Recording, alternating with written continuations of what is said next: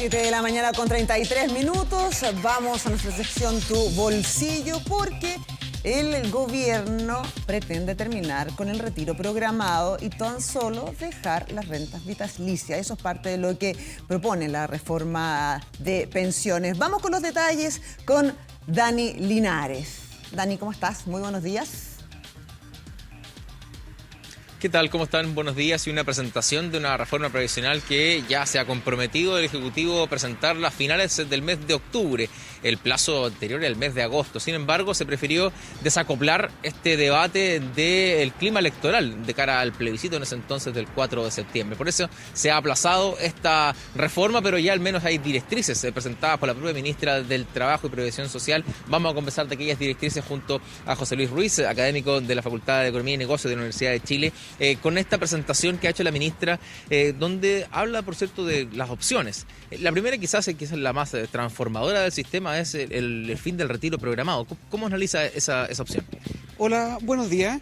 Primero que nada, el eliminar el retiro programado es encauzar el pago de pensiones y prestaciones hacia dar mayor estabilidad, que es lo que uno busca en este sentido. Uno tiene que pensar que las pensiones como una especie de seguros de ingreso en la vejez, que se debieran activar en la vejez cuando las personas ya salen del mercado laboral.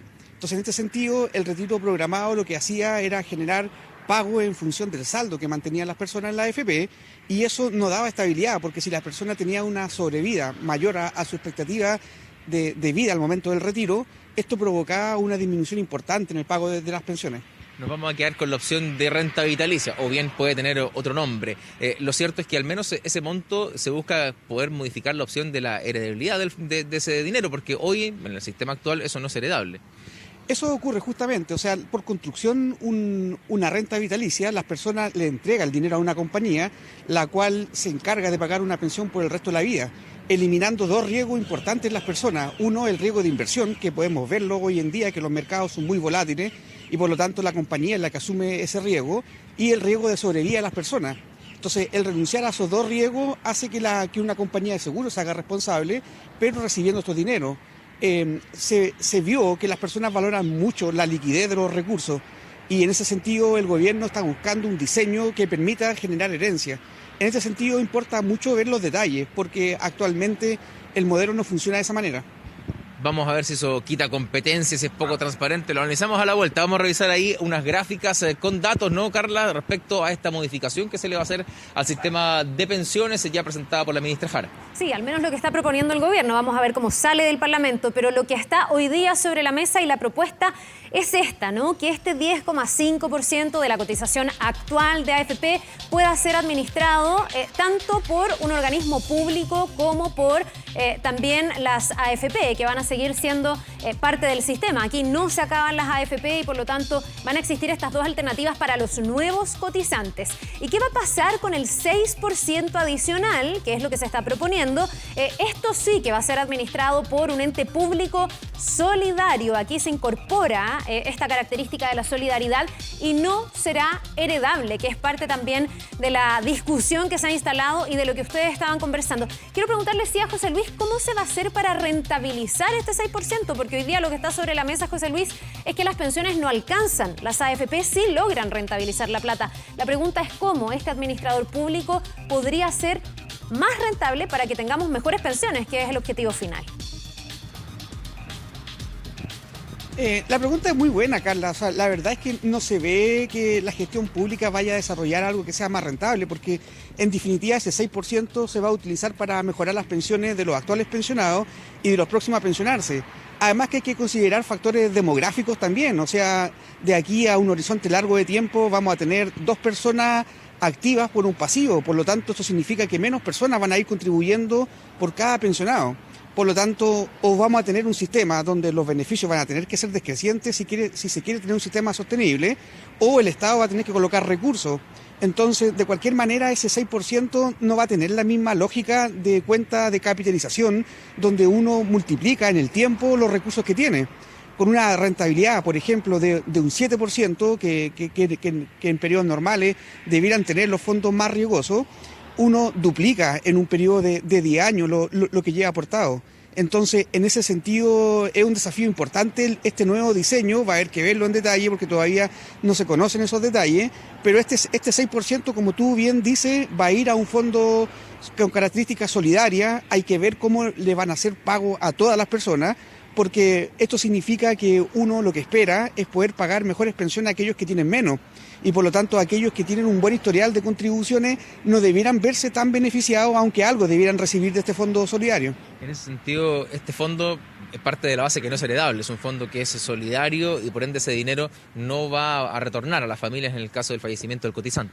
Claro, pero eso es algo que uno esperaría en un sistema de seguridad social. Si debemos recuperar esa discusión. Creo que la sociedad avanza cuando el último de la fila también avanza, y eso significa que tenemos que tener características de solidaridad. Por lo tanto, no se pueden matar todos los pájaros de un tiro. Es valorado por las personas los recursos, los retiros mostraron eso. Pero sin embargo hay que pensar que el fin mayor de la política pública es pagar mejores pensiones. Carla, te escuchamos. Sí, José Luis, entendiendo que va a existir esta posibilidad para los nuevos cotizantes de estar en el ente público o en las AFP, ¿no se debería dar también esa posibilidad a quienes ya están cotizando hace mucho tiempo? Hay mucha gente que no está contenta con su AFP y por el contrario hay muchas encuestas que dicen que la gente sí está contenta con su cuenta de capitalización individual en una AFP. Entonces, ¿no se podría dar esa posibilidad de elegir? Por lo que se entiende del proyecto, la gente que ya está cotizando es la que puede optar, la gente nueva no. Lo que ocurre es que efectivamente algo que tienen que validar y legitimar es una de las bases de poder tener un sistema que sea sostenible en el tiempo, que primero que pague buenas pensiones, eso es como va a ser la esencia. Ahora quedan hartos elementos que considerar, porque por ejemplo los que ya llevamos tiempo cotizando y que podemos tener esta libertad de mantener los recursos en la AFP, en la parte antigua, y los nuevos aportes irían al nuevo sistema. La pregunta es cómo se van a pagar la gestión de ese servicio. Entonces, hay hartos elementos que hay que considerar antes de poder dar un comentario bien técnico. En ese sentido, cuando hablamos de las personas nuevas, ¿no?, que se ha planteado en esta opción de sistema, que todos van a ingresar al ente público. De ahí en adelante, ir evaluando, decía la ministra, con información a la mano, ¿no?, del sistema privado y del sistema público, cuál me conviene más. Puede ser también una opción de ir a hacer esto de forma gradual, de este cambio que es un horizonte bien largo por lo demás. Claro, o sea, hay que pensar que en materia de pensiones uno debiera proyectar hacia 50 años al menos el pago de las prestaciones y la estabilidad del sistema. Entonces, en ese sentido va a ser importante ver que este nuevo esquema funcione. Este nuevo esquema se basa básicamente en tratar de aprovechar todas las economías de escala en servicios que son utilizables, por ejemplo la recaudación, el pago de prestaciones, y es por eso que se considera un sistema en el cual deberían haber múltiples gestores de fondos y que el Estado sea el encargado de hacer todo este proceso de recaudación. Ahora, eso involucra también que el Estado debiera tener una plataforma eficiente, que haya harto aprendizaje en el tiempo, entonces uno debiera confiar en que esto podría funcionar. Lo que ocurre es que hay que ver bien cómo van a ser las prestaciones, cuál va a ser la tasa de cotización. Se requiere que obviamente también las personas aporten más a sus cuentas individuales, porque las tasas de largo plazo han venido cayendo en el tiempo. Entonces, si todo va solamente a un sistema solidario, la pregunta es, bueno, ¿cómo se van a pagar mejores prestaciones para la clase media que trabaja de manera regular y la gente que ha tenido un mejor historial de contribuciones?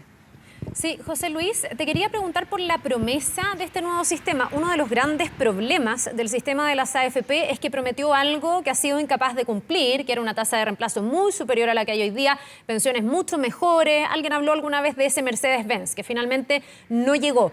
¿Qué pasa con este nuevo sistema? ¿Está proyectado cuánto deberían mejorar las pensiones y cuándo, en qué tiempo para estas generaciones que están a punto de jubilarse, para los más jóvenes? ¿Se sabe la gradualidad que tendría el llegar a un sistema con buenas pensiones? No, la verdad es que esos son argumentos técnicos que el gobierno debiera entregar cuando entregue realmente su proyecto, ese tipo de evaluaciones.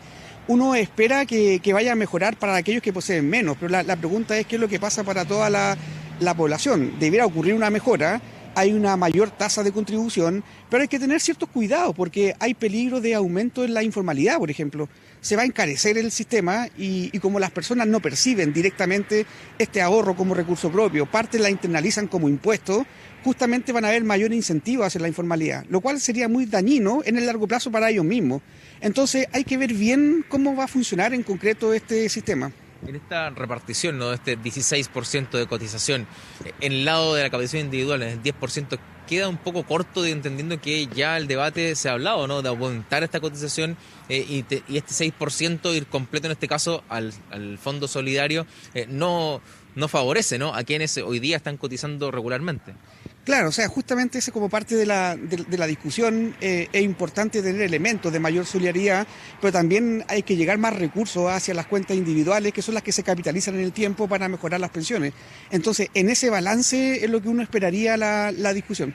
Perfecto, José Luis, muchas gracias por acompañarnos esta mañana con la presentación de este sistema de reforma previsional. Lo cierto que la presentación formal va a ser a finales del mes de octubre, se ha ido aplazando porque también se ha ampliado el diálogo a lo largo de todo el país para buscar un consenso, ¿no?, que permita avanzar en este problema que va a ser una discusión política bien importante en nuestro país los próximos meses. Por cierto que sí, una reforma estructural que está pendiente hace muchos años, le queda un trecho importante, vamos a ver si sale efectivamente del Parlamento de la misma manera en que lo está hoy día esbozando el gobierno. Muy interesante, de gran interés también para todos los ciudadanos. Gracias, Dani, gracias al entrevistado, que tengan ambos un muy buen día.